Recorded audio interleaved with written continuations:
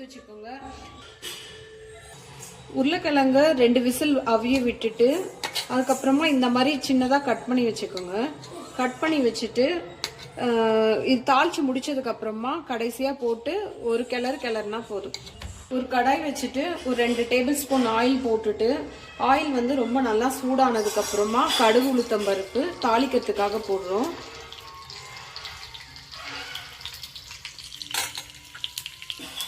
கடுகு நல்லா வெடிச்சு வந்ததுக்கு அப்புறமா நம்ம தட்டி வச்சிருந்த பூண்டை சேர்த்துறோம்.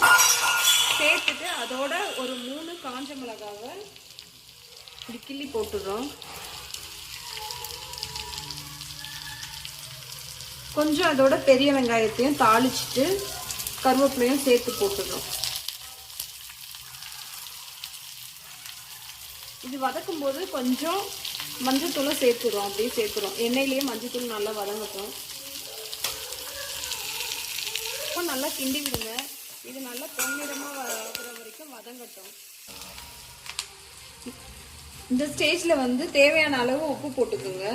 உப்பு போட்டுட்டு நம்ம வந்து கட் பண்ணி வச்சுருக்கோம்ல இந்த உருளைக்கிழங்கை வந்து இதோட சேர்த்துக்கலாம்.